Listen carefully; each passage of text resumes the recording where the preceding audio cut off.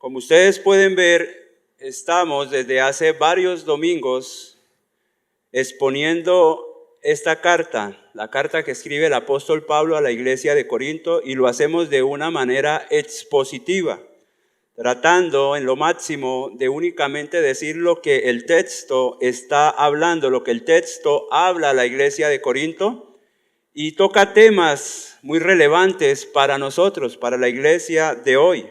Son temas que vienen desde los tiempos de Cristo y que aún hoy están vigentes. Errores que nosotros seguimos cometiendo, pecados en los cuales seguimos cayendo a pesar de haber creído en nuestro Señor Jesucristo. Yo quisiera que iniciáramos con una oración pidiéndole a Dios que por favor hable a nuestras vidas, que pueda mostrar a través del estudio del pasaje que hoy vamos a ver qué es lo que necesitamos cambiar en nuestras vidas, que nos exhorte. Más que exaltarnos, porque sabemos que el único exaltado es Él, que podamos nosotros a través de este estudio ver en qué estamos fallando y así poder hacer un cambio en nuestra vida. Vamos a orar. Padre, te pedimos, Señor, que nos ayudes a poder entender y comprender los versículos que hoy vamos a estudiar, Dios. Que reveles a nuestra vida aquellos pecados que hacen estorbo en nuestra comunión contigo, Señor. Que nos ayudes a poder verte, a poder ver el gran Dios que tú eres, un Dios de amor, que antes de castigarnos a nosotros decidiste colocar en medio a tu Hijo Cristo para poder derramar la ira justa por nuestros pecados, Señor. Ayúdanos, Señor, a poder contemplar con gran importancia ese sacrificio, Dios. Y que a través de ese sacrificio nosotros podamos ver la importancia de la enseñanza de hoy, Dios. Porque tiene mucho que ver con lo que hoy vamos a estudiar, Señor. Ayúdanos, Señor. Quita ese orgullo de nosotros. Ablanda nuestros corazones, despeja nuestras mentes.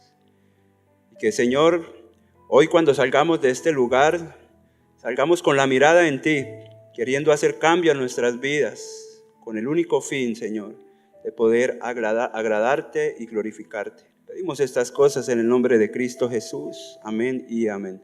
Bueno, el tema que hoy vamos a ver es un tema que inició en el capítulo número 8, desde el versículo 1, y que abarca hasta el capítulo 11, versículo 1. Es un mismo tema. Y a pesar de que en estos 3 capítulos, 8, 9 y 10, encontramos 4 perícopas, que son los títulos que si ustedes tienen Biblias físicas, los van a ver. Una perícopa en el capítulo 8, una en el 9, 2 perícopas en el capítulo 10. Y no quiere decir que Pablo esté hablando de 4 temas. Sería muy bueno que nosotros pudiésemos leer la palabra de Dios, la Biblia, obviando estas perícopas, para que podamos entender y no malinterpretar el texto que está escrito.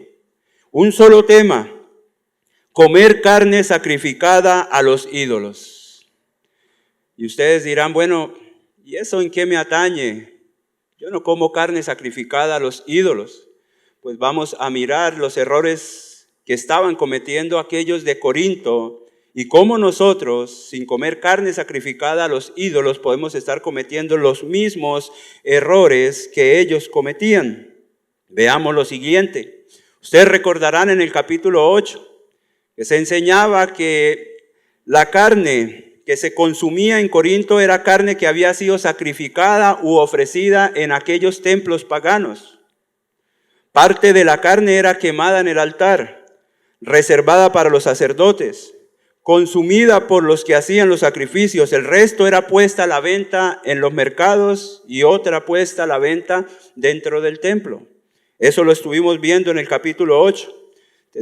Teníamos allí 2 preguntas por resolver, y yo quiero que ustedes presten especial atención para que no se vayan a perder lo que hoy vamos a exponer del capítulo 10, desde el versículo 14 al 22. Y es bueno entrar en el contexto para no tergiversar, porque este capítulo 10, desde el versículo 14 al 22, se ha prestado para torcer un poco la palabra y decir cosas que la palabra no dice, aún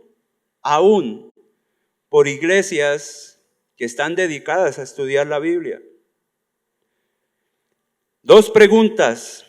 ¿Sería permitido comer esta carne en el recinto del templo? ¿Qué dice la Biblia? Pablo responde en el capítulo 8, versículo 10 de 1 Corintios y dice, porque si alguno te ve a ti que tienes conocimiento informado de lo que dice Dios. ¿Qué dice Dios? Entonces Pablo dice, si alguno te ve a ti que tienes conocimiento sentado a la mesa en un lugar de ídolos, la conciencia de aquel que es débil, o sea, que está poco informada, que de pronto no tiene el conocimiento teológico que tenían algunos en ese entonces, ¿no será estimulada a comer de lo sacrificado a los ídolos? O sea, hay personas que apenas estaban iniciando, gentiles que se habían convertido al cristianismo. Por los judíos no había problema, ellos conocían su historia. Y ellos tenían una mente mejor informada, conocían lo que hasta ese momento tenían ellos por escrituras. Y si de pronto estas personas que eran un poco más sabias en la palabra, hacían algo que de pronto el que apenas está iniciando lo ve como pecado, ese que está iniciando dice, bueno, yo lo puedo hacer, pero dentro de su conciencia se va a sentir culpable, así ve al otro hacerlo. Porque la palabra de Dios dice que si tu conciencia te acusa de que no hagas esto o aquello, aunque para otra persona eso no sea pecado y en realidad no sea pecado, no debe hacerlo. ¿Por qué? Porque la conciencia le va a estar acusando. Y la persona que es más sabia, la persona que tiene más conocimiento en la palabra, ¿qué tiene que hacer? Apoyarle. Si te invitan a una casa y de pronto para ellos es pecado comer cerdo, ¿tú vas a llegar ahí a refutar? No. O si de pronto para ti el comer cerdo no es tan bien, pero tú sabes que se puede, ¿qué vas a hacer? ¿Rechazar? No, ¿cierto? Pregunta número 2. ¿Era permitido comprar esta carne y comerla en casa? ¿Qué dice Pablo? La respuesta la encontramos en el capítulo 8 de la misma primera carta, versículo 13, y dice, por lo cual, si la comida le es a mi hermano ocasión de caer, no comeré carne jamás para no poner tropiezo a mi hermano. Pablo está anteponiendo ¿qué? El amor, antes que su libertad para hacer cosas, antes que su libertad. Eso es lo que nosotros tenemos que hacer, anteponer siempre la paz del otro, antes que la mía. Caso muy contrario a lo que ocurre. Hoy en día las personas viven reclamando sus derechos, viven defendiendo a capa y espada lo que ellos saben que está bien, pero que muchas veces lo hacen porque tienen el derecho, por salir ellos a flote, por defender lo que ellos creen como verdad, aunque sea la verdad. Y dice Pablo en el capítulo 10 de esta primera carta, del 28 al 31, mas si alguien os dijere, esto fue sacrificado a los ídolos, no lo comáis, por causa de aquel que lo declaró y por motivos de conciencia, porque del Señor es la tierra y su plenitud. La conciencia, digo, no la tuya, sino la del otro. Pues, ¿por qué se ha de juzgar mi libertad por la conciencia de otro? Y si yo con agradecimiento participo, ¿por qué he de ser censurado por aquello de que doy gracias? No lo deben hacer. ¿Por amor a quién? Al débil. Y cuando hablo débil, no hablo del pecador, hablo de la persona que tiene la mente menos informada o menos conocimiento de la palabra de Dios. Es importante que podamos ver lo que estaba pasando en aquel momento para que podamos entender la importancia de lo que Pablo está expresando en esta parte de la carta. Yo quisiera dar un consejo. Nunca traten de leer la Biblia por pedacitos, porque eso se presta para malas interpretaciones. Es necesario que ustedes inicien por lo menos, si quieren leer un pasaje de Mateo, vamos al capítulo 1, desde el versículo 1 y lleguemos a ese pasaje. Pero más importante aún es tener un concepto o un conocimiento del panorama completo de la Biblia para no sacar textos a decir cosas que el texto no está diciendo, a querer contradecir la palabra de Dios. Ahora, no sé si ustedes notaron en el capítulo 9 cómo de pronto no encaja. Si no vienen ustedes con el estudio desde el capítulo 1, o por lo menos no han leído desde el capítulo 8, el capítulo 9 pareciera que fue puesto allí después de haber introducido este libro en el compendio de la Biblia. No sé si lo notaron. La importancia de ver este capítulo 9 como ejemplo o aplicación entre el capítulo 8 y el capítulo 10. Es como en un sermón cuando se coloca un ejemplo, se hace una aplicación. Esto está haciendo Pablo en el capítulo 9. Recordemos que en el capítulo 8 Pablo dice que el amor hacia nuestros hermanos cristianos es más importante que mi libertad en Cristo. Eso está explicando en todo el capítulo 8. En el capítulo 9 Pablo explica cómo lo hacía él. O sea, cómo colocaba el amor hacia el prójimo, hacia el hermano, primero que sus derechos. En este contexto, él dice que tenía derecho a casarse, pero Pablo no se casó para dedicarse solo al evangelio. Tenía derecho a un apoyo económico de la congregación, pero no lo recibió, no lo aceptó por el bien de las personas. ¿Y por qué por el bien de las personas? Porque estaban diciendo que él enseñaba el evangelio de Jesucristo para obtener ganancias. Y aunque eso no era así, él decidió hacer eso a un lado para no hacer estorbo y todas las personas pudiesen recibir el mensaje de Dios. Dice la palabra que trabajaba de día y trabajaba de noche. ¿Todo por qué?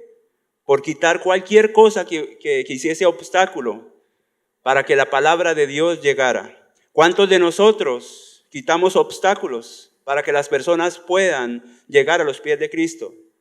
Pero ¿qué es lo que vemos realmente en el día de hoy? Los mismos cristianos colocando zancadilla para que las personas no ingresen a las iglesias, para que no vengan a conocer de Dios. ¿Y por qué digo esto? Ustedes dicen, no hermano, ¿cómo usted va a decir que nosotros colocamos zancadilla? ¿No? ¿Cumplen lo que dicen? ¿Pagan lo que piden prestado? ¿Se inmiscuen o se involucran en chismes? ¿Dicen mentiras? ¿Qué dice el mundo? No, cristianos no contratemos, esos son peores. Hasta el mismo cristiano dentro de la iglesia prefiere contratar gente de afuera que a veces es más leal o más íntegra que el propio cristiano. Eso es colocar zancadilla, eso es colocar estorbo, y Pablo no colocaba estorbo.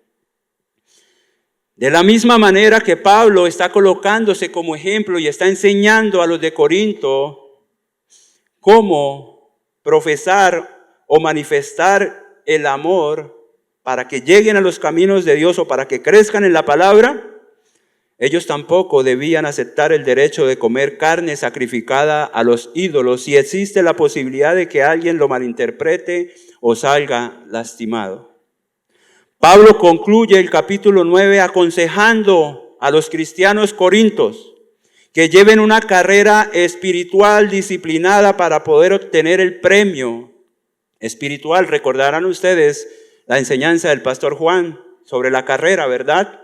Y es una analogía que Pablo está haciendo, un ejemplo de cómo los atletas se preparaban para correr una carrera real y cómo el cristiano debe prepararse para correr una carrera espiritual que también es real, aunque tiene más implicación en el plano espiritual. Recordemos el capítulo 9, 1 Corintios, los versículos 24 y 25 que dice: ¿no sabéis que los que corren en el estadio, todos a la verdad corren, pero uno solo se lleva el premio? Hasta ahí lo que es la carrera, lo que significaban esas carreras. Dice, corred de tal manera que lo obtengáis. Les está diciendo a los corintios, ojo, corran de tal manera que ustedes obtengan el premio espiritual. Todo aquel que lucha, mira Mira cómo se introduce y cómo nosotros podemos ir entendiendo lo que pasa en el capítulo 8. Dice, de todo se abstiene. ¿Para qué se abstiene el atleta? Por ejemplo, comer una carne asada con chorizo, una limonada o un agua con limón, ¿sería malo? Usted no es malo, pero si el atleta necesita de otros nutrientes y de pronto el que lo está entrenando le dice no vas a comer carne ni vas a comer chorizo, necesitas prepararte, ser más veloz, necesitas más verduras, necesitas más de otras cosas, pues él lo hace, él se abstiene. ¿Por qué? Porque quiere ganar la carrera. El cristiano se abstiene de cosas que aunque son buenas, que aunque no causan daño, por su mente mejor informada, se abstiene. ¿Para qué? Porque el premio no es para él quiere que otros lleguen, aunque ese cristiano recibirá galardones en el cielo. De eso lo habla la palabra. Y a esa analogía, a ese ejemplo, Pablo está llegando con los feligreses en Corinto. Ese es el ejemplo que él coloca de esta carrera. Corran de tal manera como si ganasen el premio y absténganse de cosas con tal de poder ganar a otro en el amor de Dios. Y continuamos, en el capítulo 10, Pablo vuelve al tema de los ídolos advirtiendo contra 4 cosas que explicó el pastor Aarón hace 8 días, que pueden llevarlos a perder la carrera espiritual. Les dice que eviten el mismo fin que sufrieron los antiguos israelitas.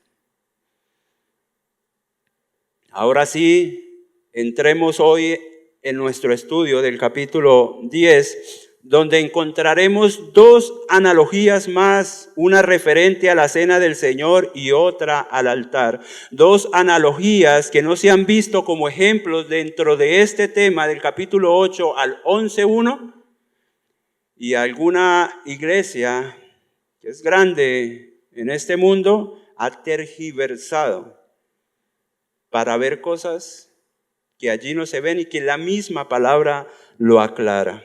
Debemos ver acá cómo Pablo se refiere a la cena del Señor para colocar un ejemplo. No está enseñando la cena del Señor, está haciendo una analogía, está haciendo una comparación. Y vamos a leer nuestro texto que dice así. Vamos a 1 Corintios capítulo 10, desde el versículo 14 al 22, y dice lo siguiente: por tanto, amados míos, huid de la idolatría. Como a sensatos os hablo, juzgad vosotros lo que digo. La copa de bendición que bendecimos no es la comunión de la sangre de Cristo. El pan que partimos no es la comunión del cuerpo de Cristo. Siendo uno solo el pan, nosotros, con ser muchos, somos un cuerpo, pues todos participamos de aquel mismo pan. Mirad a Israel según la carne. Los que comen de los sacrificios no son partícipes del altar. ¿Qué digo pues? ¿Que el ídolo es algo? ¿O que sea algo lo que se sacrifica a los ídolos? Antes digo que lo que los gentiles sacrifican a los demonios lo sacrifican, y no a Dios. Y no quiero que vosotros os hagáis partícipes con los demonios. No podéis beber la copa del Señor y la copa de los demonios. No podéis participar de la mesa del Señor y de la mesa de los demonios. O provocaremos a celos al Señor. ¿Somos más fuertes que Él? De ninguna manera, hermanos.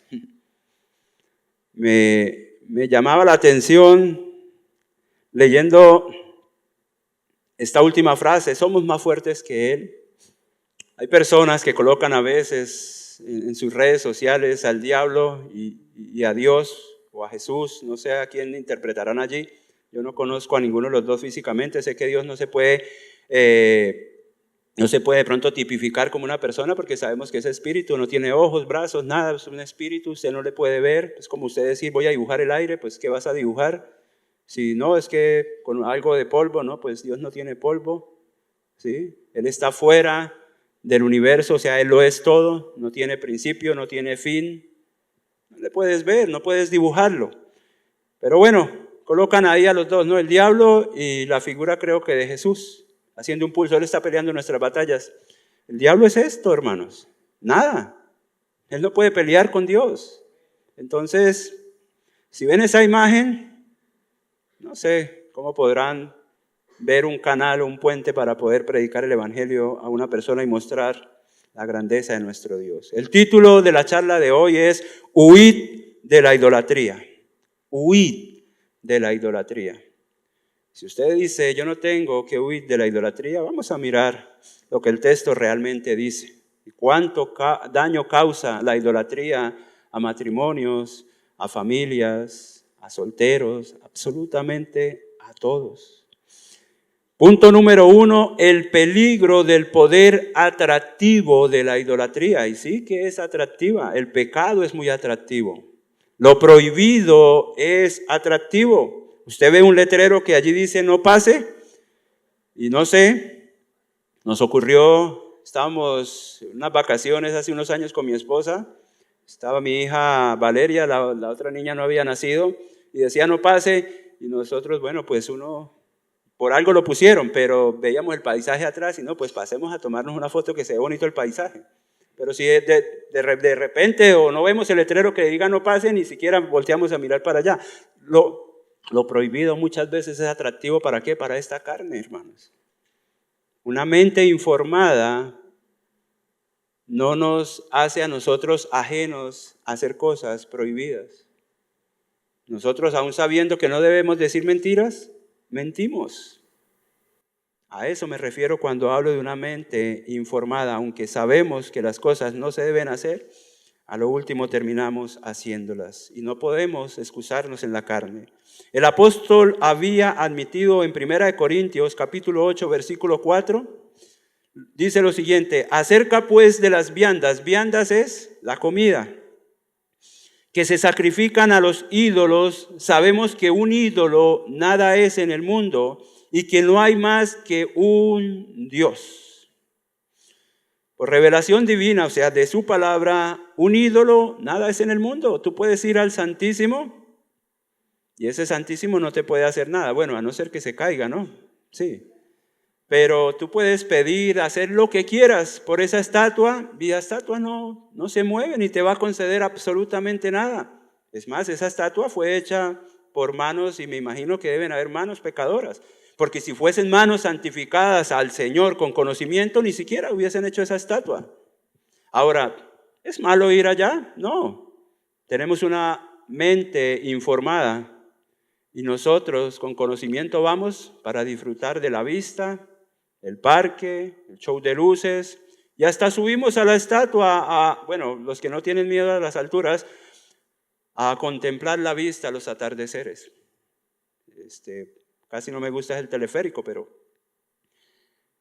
¿eso está mal? No está mal. ¿Y esa estatua puede hacer algo? No, eso es nada. En el mundo, el ídolo al que se está refiriendo es el ídolo que tallaban ellos con sus manos. El simple hecho de tener este conocimiento no bastaba para determinar la conducta de los creyentes, ya que frente al hermano que aún tenía conciencia del ídolo, los demás habían de portarse con respeto y amor. En el pasaje que estaremos estudiando hoy, Pablo presenta un aspecto más profundo y tenebroso del tema de la idolatría. No debemos no colocar cuidado a esto, porque es lo que el diablo utiliza. Detrás de esos ídolos lo que hay son demonios. Y pareciera que el cristianismo como que ya ni toca el tema del diablo, Satanás. Bueno, algunas iglesias le machacan, le amarran y lo encadenan, y cada 8 días están haciendo lo mismo. Debe ser que esas cadenas son muy frágiles porque se les suelta a toda hora. Ahora, comprendiendo su debilidad en todos los órdenes, multitudes de hombres han querido asegurarse el apoyo de poderes sobrenaturales.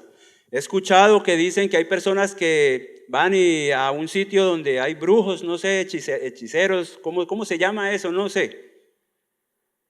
Que hacerles cruces y que hacen un poco de rezos que para que las balas no les hagan nada. Eso es nada, hermanos.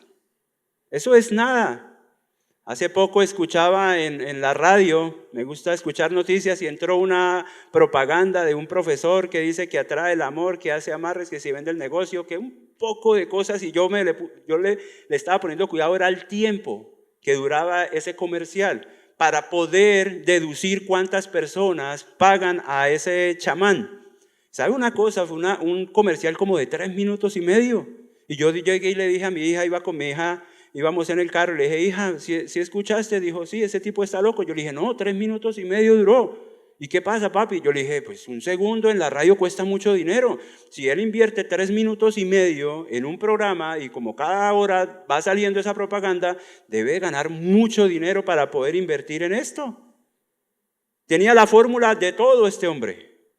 Y hay personas que todavía hoy en pleno siglo XXI creen en esto. Hace poco, bueno, no tampoco, hace unos años me llamaron. Yo tengo una empresa que hace trabajos de tecnología y me llamaron para ir a instalar unas cámaras. Yo llegué, carrera 21 con calle 14, diagonal a Bomberos, diagonal a una placita campesina que queda en la carrera 21 más abajo del Megarredil ahí en San Francisco. Y entré y era una casa donde hacen brujería. Yo me senté ahí y ese lugar tenía una vibra tan mala. Yo me sentía como presionado, o sea, es real. Y empecé a mirar todo lo que hacían. Me llevaron para atrás para decir que dónde querían y le habían quitado la cabeza a una gallina negra. Pues yo creo que era gallina, no creo que fuera chulo. Y le estaban rociando la sangre hacia un tipo y otro leyendo cartas y fumando chicote. Y luego había un altar y una persona cuando iba a entrar al altar tocaba la campana, se arrodillaban, colocaban fruta, vino, como, o sea, me imagino yo que ofrenda, no sé. Entonces me decía la dueña, le dicen la madrina, dijo, don Libardo, lo que pasa es que se están comiendo la fruta, se están robando el vino. Entonces yo de manera jocosa le dije, bueno, y eso no es para esas estatuas que ustedes adoran, no se supone que él come y eso. Dijo, todo el mundo sabe que no. Alguien se está robando eso. Yo salí de allí, le dije, bueno, listo, yo le hago el trabajo. Llegué a la casa, pero llegué mal. Entonces hablé con mi esposa y mi esposa dijo, no, amor, yo creo que no es bueno que vaya. Yo le dije, no, yo no te estoy preguntando si voy a ir, yo por allá no vuelvo. O sea, eso no va con nosotros. Antes de salir de allá, la señora me dijo, le invito el viernes en la noche, a las 12 de la noche, vamos a hacer venir espíritus, venga, no le voy a cobrar nada. No. Mi esposa lo que sí me dijo fue, ¿y no le predicaste? Yo le dije, no, yo estaba más asustado, yo quería salir de allá. Eso fue hace algunos años y de verdad que da miedo. Lastimosamente encontré a un gerente de una empresa, una clínica donde yo trabajé por unos años y me vi muy sorprendido porque no voy a dar el nombre de él, pero es una persona pues en la rama de la salud con varias especializaciones, muy reconocido en Colombia. Y yo decía, no importa cuántos libros leas, no importa cuán inteligente ante el mundo seas, cuán preparado estés en este mundo, esto únicamente lo da el Señor. O sea, yo decía, este hombre acá, ¿qué está haciendo? Bueno, no sé qué estaría haciendo. Pero las supersticiones las hay todavía, hermanos. Dios se ha mostrado a todos, mediante revelación primitiva. Nadie puede decir Dios no hay, Dios no existe. Usted mira el sol, usted mira la luna, mira los árboles. Mira el fenómeno de la lluvia, aunque antes no lo había, pero viene después, aún hace parte de la perfección para que nosotros podamos vivir. Ve usted los planetas, las estrellas, cómo guían los navíos, las aves que migran. O sea, ve una perfección en todo, la gravedad perfecta para que no podamos salir disparados de acá, la rotación, la traslación. O sea, vemos todo. Y no podemos decir que esto haya sido producto de la casualidad, de un bombazo, de la evolución. No. Dios se ha revelado desde el principio y hasta hoy aún lo sigue haciendo. En Romanos, capítulo 1, del versículo 18 al 32, lo leen en la casa porque no tenemos tiempo, pero el Señor muestra cómo las personas se desviaron, cómo perdieron su uso natural, y estoy hablando del uso natural que es el hombre con la mujer. Habla acerca también de cómo las personas fijan su mirada en cosas, hasta aún en animales. El diablo se interesa en apartar la mirada de los hombres del Dios verdadero hacia vanas imágenes, que en sí no son nada, pero que pueden ser vehículos para las operaciones de demonios. ¿Dónde está nuestra mirada? ¿Dónde está puesta? ¿En Dios? Pero te ves en una situación difícil y de una vez quieres acudir al gota a gota. Te ves en una situación difícil y si tienes oportunidad sustraes de la caja. ¿Dónde está puesta tu mirada? ¿Sabes una cosa? El propagandismo que hay hoy en día, que vemos en la televisión, en la internet, en la radio, en las vallas y en lo que otras personas tienen, hace que el hombre se vaya hacia la codicia, a querer tener más. Y el diablo disfraza todo esto con que tú te lo mereces y no hay nada de malo en ello. ¿Para qué? Para quitarte el tiempo y sumirte en el trabajo para alcanzar cosas que cuando mueras, como dijo el alcalde Rodolfo, nada te puedes llevar. Persiguió el dinero y la salud y dice él, yace acá un hombre sin dinero y sin salud. ¿Para qué hace esto el sistema? ¿Para qué hace esto el diablo? Para quitarte el tiempo. Quitas la mirada de Dios y la llevas hacia Él, hacia el mundo. Tengamos cuidado. La codicia es pecado. Anhelar cosas no es pecado. El pecado es estar inconforme con lo que tenemos hoy. Eso es pecado. Estar inconforme porque Dios, ¿qué dice? Estén contentos con lo que tienen. Entonces, ¿acaso una cosa te hace más feliz, más santo, más puro, te lleva más rápido al cielo? No. Como no hay contentamiento en el Señor, nunca se va a encontrar contentamiento con las cosas materiales. ¿Dónde está puesta tu mirada? Ahora, he aquí la explicación del aumento de honda preocupación en este pasaje comparado con las razones del capítulo 8, que trataba del tema de las viandas ofrecidas a los ídolos desde el punto de vista de la gracia y del amor propio de la comunión cristiana. Los corintios no habían de entretenerse en las antesalas de los templos donde se sacrificaba los holocaustos a los demonios.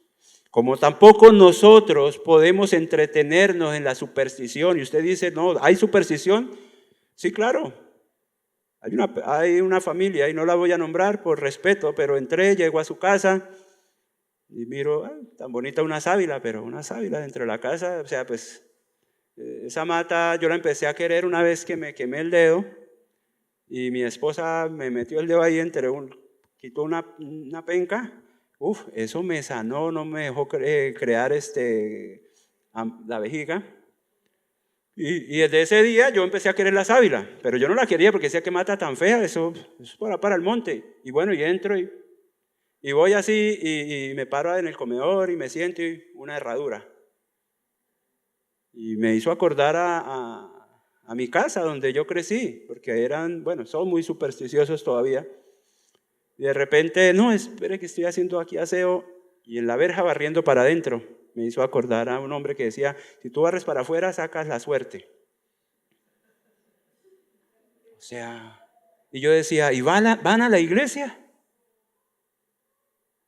Hay que tener mucho cuidado, hermanos. O sea, estas personas declaran más poder a eso que a Dios. ¿Sabe una cosa? Lo mismo pasó con el COVID, supersticiosos. Yo no me vacuno, yo sí me vacuno, yo esto, yo aquello. No, es que la vacuna es para controlar la población mundial. Me vacuné y meses después mi esposa quedó embarazada. Si Dios quiere que tú no tengas hijos, no tendrás. Si Dios quiere que tú tengas hijos, tendrás. Si Dios te tiene marcada tu fecha de caducidad, o sea, de muerte, para X día, con vacuna o sin vacuna, ese día te mueres. Entonces, Dios es el que gobierna todo. Y esto, cuando cometemos cosas de creer en cosas que están por debajo de Dios, lo que provoca es a celos al Señor, porque es como si quisiésemos dar poder a algo que no tiene nada y estuviésemos quitando a Dios, lo estuviésemos ignorando. Falta de confianza en el Señor. Frente a estos peligros tan graves, Pablo exhorta y manda, huid, dice, huid de la idolatría. Versículo 14 de 1 Corintios 10 dice, por tanto, amados míos, huid de la idolatría. Quizá en el día de hoy la idolatría no sea una tentación para usted, pero la Biblia nos dice que la codicia es una forma de idolatría. A veces se tiene hasta más reverencia al mismo hombre que a Dios. Hay iglesias donde pareciera que le tuviesen temor y alabaran más al pastor que al mismo Dios. Delante del pastor son santos, levitan. ¿Qué quieres? ¿Qué quieres que yo haga? Y a escondidas ultrajan, mienten, engañan, fornican, adulteran. Tienen al pastor como un Dios, como si él fuese a perdonar sus pecados o fuese a interceder por su salvación. Versículo 15 dice, como a sensatos os hablo, juzgad vosotros lo que digo. Pablo está diciendo, apliquen la lógica. Hay cosas que son lógicas. Sean sensatos, sean cuerdos. Ustedes conocen. Pablo apela al sentido común, les está diciendo, es mucho más sabio huir de tan grave peligro. Es mejor huir. No debo creerme como que el fuerte, no, pues eso para mí en el pasado era una tentación, ahora ya no. No, Señor. Nosotros salimos corriendo a cualquier tentación, así nos llamen cobardes, no importa. No importa. Dice el versículo 12 de 1 Corintios, así que el que piensa estar firme, mire que no caiga. Dijo mi hija ayer en algo, no papi, ¿cómo se te ocurre? Yo nunca me equivocaría en eso. Y le dije, eso no dice Pablo en el versículo 12 de 1 Corintios 10. Y dice mi hija, sí, el que piensa estar firme, mire que no caiga. No, no nos creamos autosuficientes ni tan seguros. La única seguridad que tenemos nosotros es la salvación, porque la ganó Cristo. Eso fue suficiente para nuestro perdón. Es una locura jugar con el fuego, las tentaciones, hermanos. Hay gente que dice, no, hermano, pero una cerveza no es mala. ¿Por qué andar en los linderos entre lo que está bien y lo que está mal? ¿Por qué? ¿Por qué querer probar el licor? Algunos que no lo han probado. ¿Por qué? ¿Por qué amenizar una reunión social con licor? ¿Por qué? ¿Acaso Cristo no es suficiente para darte la total alegría, el que estés gozoso? ¿Acaso no hay muchas más cosas que hacer que agradan al Señor? Es como cuando alguien dice, no, pues una cerveza no es malo, hermano, lo malo es embriagarse. En términos médicos sabemos que una cerveza sí afecta el organismo. Es como el dicho que dice, no, pues pasa una mujer muy bonita y la mirada no es malo, lo malo es la remirada. No, hermano, tú con la mirada te vas a llevar algo en tu mente. ¿A qué estás jugando? Hoy en día también las mujeres, cuando salen esos cuerpos esculturales de esos hombres que parecen afeminados, la mirada, no, es que está mirando, ¿qué brazos tiene? No, ¿para qué miras? No coqueteemos con el pecado. Si tendemos a caer en el chisme, ¿por qué ves novelas? Y lo que se ve en las novelas es chisme. ¿Para qué pierden el tiempo? ¿Para qué?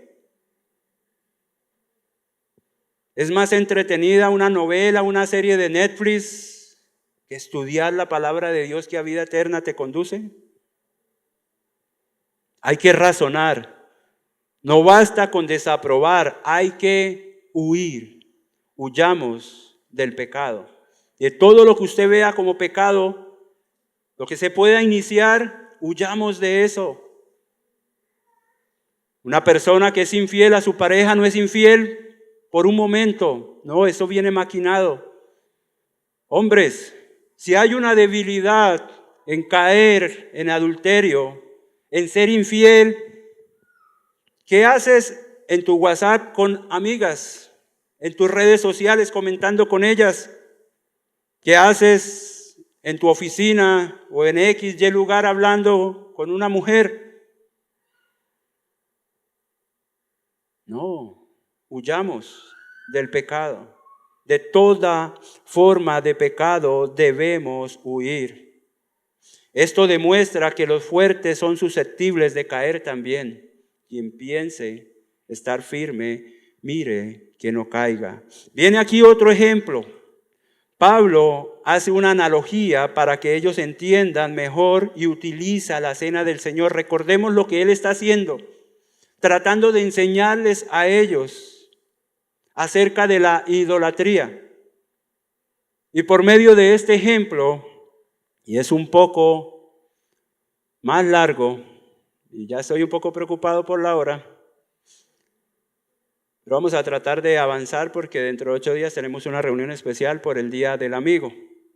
Y no quisiera cortarla acá para iniciar después del Día del Amigo porque perdemos el hilo. La cena del Señor. No voy a enseñar acá, ni Pablo está tratando de enseñar acá a hacer la cena del Señor, sino está colocando un ejemplo con la cena del Señor. Que quede claro, por favor. Número 2, la incompatibilidad de la comunión divina y la satánica. No hay comunión entre Dios y el diablo, hermanos. No hay. ¿Cómo podría un hermano consecuente levantarse de la mesa del Señor para pasar enseguida a las aulas donde se comían viandas asociadas con el sistema idolátrico por medio del cual operaban los demonios? En casa, recordemos, no había un templo, no habían iglesias. Allí en Corinto se reunían en casas, tenían comunión, recordando la muerte del Señor con el pan y el vino, y luego, así, folclóricamente salen y van y se van a un templo donde hacían rituales ofreciendo holocaustos a dioses que nada eran. Usted dirá, bueno, ¿y eso conmigo con qué? Fácil. Participamos de los servicios, oramos en casa, leemos la palabra, pero en el mundo estamos participando del mundo. Igual. Llegas a un sitio y están hablando de alguien y en vez de sentar un precedente, te quedas allí hablando como que escuchando, uy, sí. ¿Cuál es la diferencia entre el cristiano y el del mundo? Nosotros no participamos de lo que participa el mundo. Versículos 16 y 17 de esta primera carta, capítulo 10, dice, mucha atención, la copa de bendición que bendecimos no es la comunión de la sangre de Cristo. El pan que partimos no es la comunión del cuerpo de Cristo. Siendo uno solo el pan, nosotros, con ser muchos, somos un cuerpo, pues todos participamos de aquel mismo pan. Vamos a entender estos dos versículos para no perder la riqueza aquí expresada por el apóstol Pablo, manifestada por Dios a través de él. Y para nosotros quizás es un poco más complejo. No somos judíos, ellos sí. Tenían la mente fresca, por eso para nosotros exponer el Evangelio, comprender el Evangelio, tenemos que estudiar para no ir a imaginarnos o pasar por alto estos versículos, porque usted lo lee y dice, ¿sabe qué estaría hablando? Porque este es uno de los escritores de la Biblia, 14 cartas que yo más admiro, bueno, después del Señor Jesucristo. Es un hombre que escribe con mucha riqueza, o sea, tiene profundidad sus palabras. La copa de bendición, este era el nombre que se le daba a la tercera copa de la cena pascual, la copa final después de los alimentos. La copa de bendición, la expresión que bendecimos, ojo acá, no implica ninguna consagración como lo dice la iglesia romana. No implica ninguna consagración. Ahora, el vino y el pan no dan paso al cuerpo y la sangre de Cristo, que por cierto carece de carne y sangre en su estado glorioso y celestial. No es un nuevo sacrificio. No es que el pan se convierte en el cuerpo de Cristo, no. Nosotros sabemos que estos son símbolos. Y lo que se hace cuando celebramos la Santa Cena, que es recordar, traer a memoria que el Hijo de Dios murió en una cruz por mis pecados y yo analizo mi vida y es una oportunidad para recordar qué estoy haciendo mal y valorar que eso que estoy haciendo mal le costó a él su vida, cuando él ni siquiera hizo nada malo. Es una oportunidad tener conciencia de lo que estamos haciendo en aquel momento. Ahora, lo más probable de esta expresión es que haga referencia a la bendición que se pronunciaba en la oración inicial, que comenzaba diciendo: bendito seas, Señor. El vocablo, quisiera tener allí el versículo 16 y 17, si se pueden los dos. Sí. Ahora, el vocablo comunión. El vocablo comunión, porque no sé cuántos fueron a la iglesia católica. Yo iba a la iglesia católica cuando empecé a tener como cosas que no me cuadraban, empecé a leer la Biblia, no a estudiarla, y empecé a hacer preguntas y me dijeron: eso toca seguir así porque se nos desocupan las iglesias. Fue lo que me respondió el cura de la iglesia San Francisco de Asís, en el barrio San Francisco, carrera 22 con calle 17, no se me va a olvidar. Hasta me sacó porque estaba preparándome para la primera comunión y me expulsó porque hice muchas preguntas. Yo ni siquiera tenía conocimiento porque me vine a convertir al Señor, fue en el año 2016. Muchos años después, tengo 46 años, voy a cumplir 47, saquen cuentas. Y me expulsó porque simplemente no me quiso dar respuestas a cosas que uno lógicamente se pregunta, ¿sí? Porque muchas personas que van a la iglesia católica pues ni siquiera cosas se preguntan, porque piensan que por haberlos bautizado de niños ya van al cielo, y no es así. Lastimosamente, cuando muere alguien, siempre a todos los reciben en el reino de Dios, y ustedes saben que no es así. El vocablo comunión que Pablo usa 2 veces en el versículo 16 no tiene nada que ver con la frase tomar la comunión, no, según la entienden los católicos romanos, sino que conserva su significado bíblico, como vemos en Hechos 2:42, que dice: y perseveraban en la doctrina de los apóstoles, en la comunión unos con otros. ¿Cuál comunión? Koinonía, ¿cierto? Estrechez. En el partimiento del pan y de las oraciones. Y dice 1 Juan 1:3, lo que hemos visto y oído, eso os anunciamos, para que también vosotros tengáis comunión con nosotros, y nuestra comunión verdaderamente es con el Padre y con su Hijo Jesucristo. Comunión, ¿sí entienden lo que es? Aquí podemos tener comunión, ¿cierto? Tenemos algo en común, creemos en el Señor Jesucristo, queremos aprender más de su palabra, tenemos koinonía. A eso se refiere. En el versículo 17 explica la hogaza de pan que partimos y de la que participamos todos los que celebramos la cena del Señor. ¿Cuál era la hogaza? El pan ese grande, como de 2 libras, sin levadura, ¿sí? Me parece como si se hubiese caído un poco de harina o masa y se hubiese aplastado así. En una sola, es una sola. El pan era uno solo. Cuando ellos celebraban la cena, era un solo pan. ¿Y qué hacían ellos? Ellos de a pedacito. Lo mismo lo hizo el Señor, de a pedacito, de a pedacito, de a pedacito. Y ese es un simbolismo que debiéramos tener acá. No eran muchos panes, era un solo pan, porque ese pan, ¿qué tipifica? El cuerpo de nuestro Señor Jesucristo, uno solo. Ténganlo en mente, por favor. Somos uno en Él. Tenemos comunión con Dios cuando somos fieles a nuestro cónyuge, cuando somos honestos, cuando no codiciamos. Allí está diciendo, versículo 10, dice: la copa de bendición que bendecimos no es la comunión de la sangre de Cristo. Está diciendo, ¿acaso esa sangre no significó el perdón de nuestros pecados? El pan que partimos no es la comunión del cuerpo de Cristo, siendo uno solo el pan, ¿entienden? Nosotros, con ser muchos, somos un cuerpo. Nosotros todos somos uno solo. No deben haber diferencias en el sentido en que no lo soporto. Somos uno solo. Si un hermano está haciendo algo malo, debe dolernos. Y debemos hacer algo para que ese hermano no siga en pecado. Si un hermano tiene necesidad, debemos dolernos y debemos hacer algo para sacarlo de esa necesidad.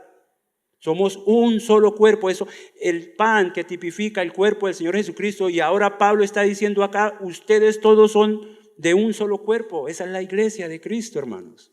Esa es la analogía que Pablo está diciendo. ¿Y por qué hace referencia a esta analogía?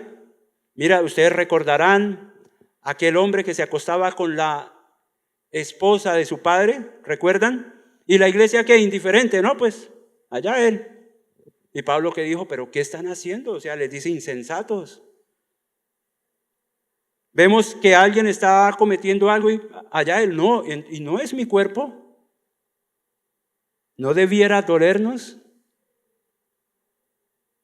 Entonces, no, pues yo tengo una mente mejor informada, puedo comer de la sangre sacrificada a los ídolos sin importar lo que mi hermano que apenas está iniciando piense. No, no es mi hermano, no es de mi cuerpo, no lo hago, ¿por qué? Por amor a él. Eso es lo que Pablo está enseñando con esta analogía de la cena. Número 3, la mesa del Señor y la mesa de demonios. Pablo no ve en la cena del Señor ningún sacrificio. Esta es otra analogía que Pablo hace, otro ejemplo con respecto al altar antes de Cristo. Ojo, antes de Cristo. Muy contrario a lo que dice la iglesia de Roma según el concilio de Trento. Dice el versículo 18, mirad a Israel según la carne. Los que comen de los sacrificios, ¿no son partícipes del altar? Veamos este pasaje un poco más a fondo para poderlo comprender. Pablo intercala el versículo 18 a fin de hacer comparación entre los sacrificios y el altar de Israel según la carne, para distinguirlo de la iglesia que ya no ofrecía sacrificios. La iglesia no ofrece sacrificios. Aunque en la iglesia universal, en todos sus rituales, hacen sacrificio, el sacrificio según Hebreos, y lo que nosotros comprendemos, entendemos y creemos y que es manifiesto a través de su palabra, fue hecho una sola vez y para siempre. Hebreos 13:10 dice, tenemos un altar. Ahora, esto se ha malinterpretado con decir el altar es la cruz. No, el altar no es la cruz. Pablo está utilizando esta palabra altar como una metanimia. ¿Ustedes saben qué es metanimia? No, eso no es una droga, un medicamento, no. Aunque suena así. Metanimia es, voy a colocar un ejemplo fácil. A ese hombre le dieron plomo. ¿Ustedes entienden? ¿Qué le dieron a ese hombre? Balazos, tiros, ¿cierto? Bueno, pues Pablo está haciendo lo mismo acá, es reemplazando una palabra para que ellos comprendan y dice, aunque para nosotros es difícil, por eso la importancia de poder leer y detenernos. Tenemos un altar y ese altar está tipificado es con el sacrificio, no la cruz, sacrificio, del cual no tiene derecho de comer los que sirven al tabernáculo. ¿Saben una cosa? Habían sacrificios que se hacían en el propiciatorio y en el que se hacía frente a las personas que llevaban los sacrificios. El sacrificio donde se colocaba la sangre dentro del tabernáculo, o sea, en el lugar santísimo dentro del velo, ¿era para qué? Para expiación de pecados. ¿Y quién veía eso? Nadie. Ustedes recordarán quién llevaba ese sacrificio. El sumo sacerdote entraba, pasaba esa cortina, ingresaba allí se rociaba la sangre sobre el propiciatorio y el cuerpo del animal se sacaba y se quemaba fuera de la tienda. Sabe que la Escritura y toda la palabra de Dios apunta siempre a ese sacrificio. ¿Qué pasó con el Señor Jesucristo? ¿Dónde fue sacrificado? ¿Dentro o fuera de Jerusalén? Fuera. Y aquí vemos nosotros cómo se cumple la palabra de Dios. Nuestro gran sumo sacerdote, él mismo se sacrificó. Él mismo hizo ofrenda y sale. Y mire la analogía donde Pablo quiere llevar a los de Corinto y a donde yo sé que el Señor también nos quiere llevar a nosotros, porque lo que nos está diciendo y nos está repitiendo es que huyamos del pecado, que huyamos del pecado. El Señor fue, disculpe la redundancia en esta palabra, pero fue sacado fuera. fuera. Y nosotros también debemos ser sacados fuera, al igual que Pablo estaba queriendo que los de Corinto salieran del judaísmo. Aunque hay personas que quieren tener un pie en el mundo y otro pie en el cristianismo, y eso es incompatible.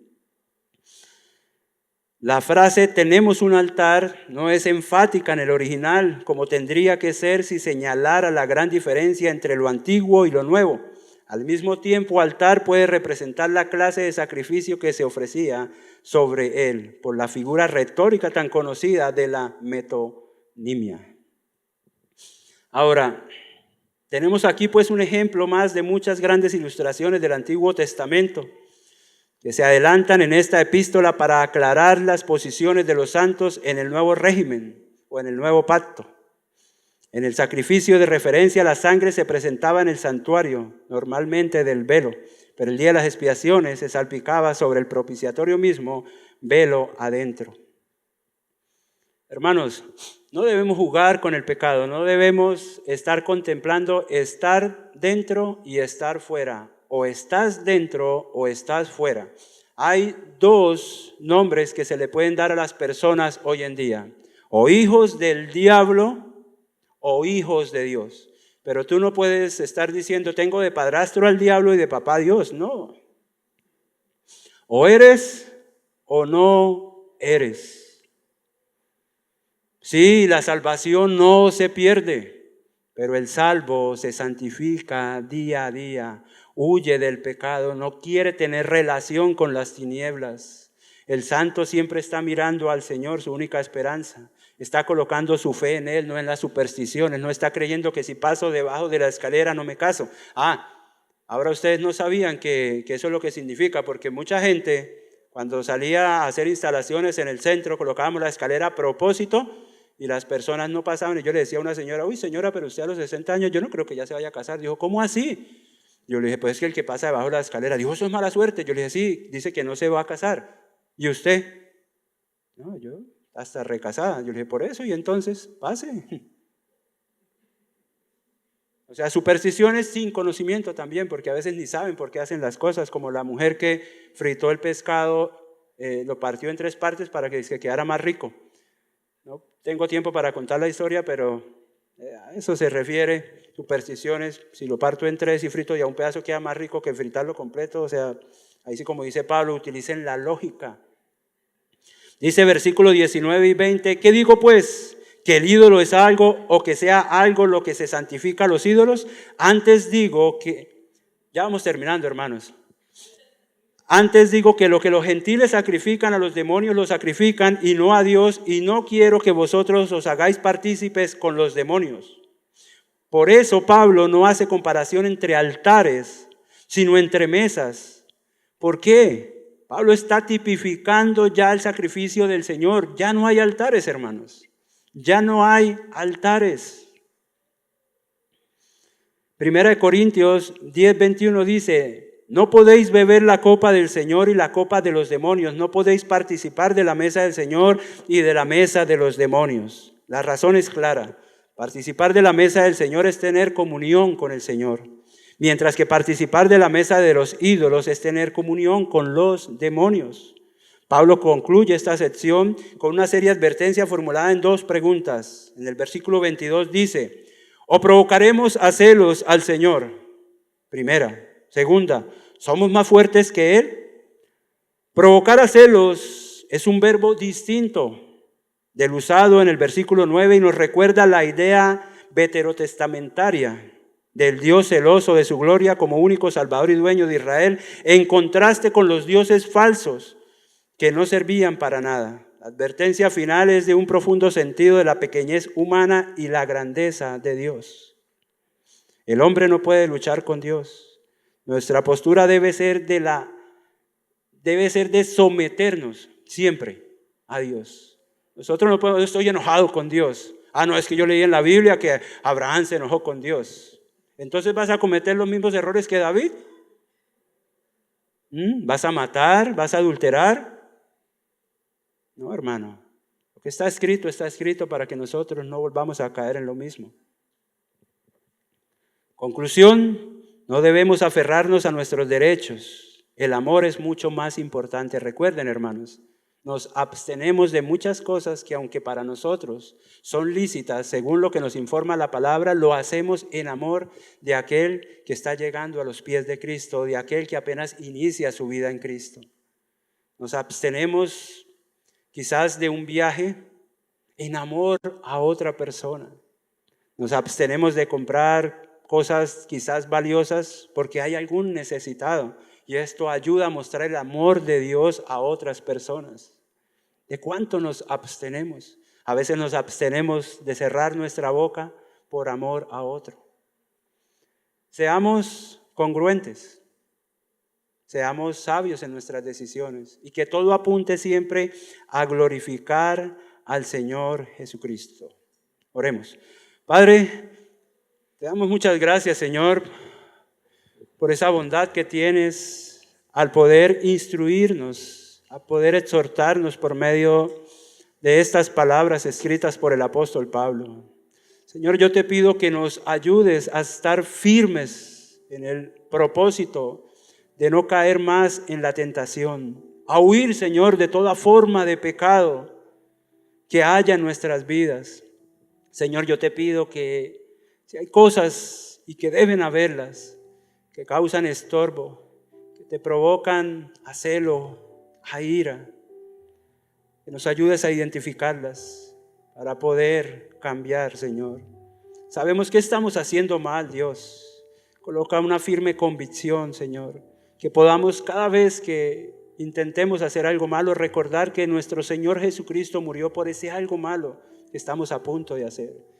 Señor, que nos ayudes a valorar esta vida que ahora llevamos, porque tú trabajas en nosotros a través de tu Santo Espíritu.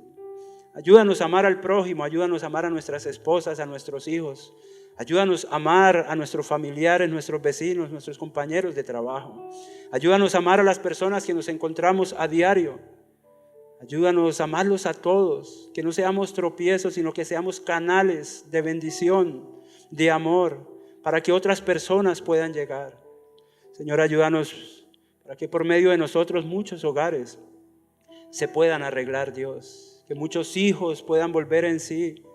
Que personas que han caído en drogas, que personas que están haciendo lo malo, puedan ver esperanza, Señor. Que no seamos jueces delante de ellos. Señora, ayúdanos a amar al mundo, pero sobre todo ayúdanos a amarte a ti, a confiar en ti, a quitar la mirada de este mundo, de la codicia, de la avaricia, Señor, de lo material. Ayúdanos a tener corazones sinceros, que se dobleguen ante tu grandeza, Dios. Ayúdanos a aceptar las circunstancias que tú así determinas, aunque nos parezcan a nosotros injustas, porque sabemos que tú trabajas en nosotros y obras para bien únicamente con la única intención de mantenernos sujetos a ti. Bien sea que Cristo venga primero, nosotros partamos a ti. Padre, oramos estas cosas en el nombre de Jesucristo, tu Hijo. Amén.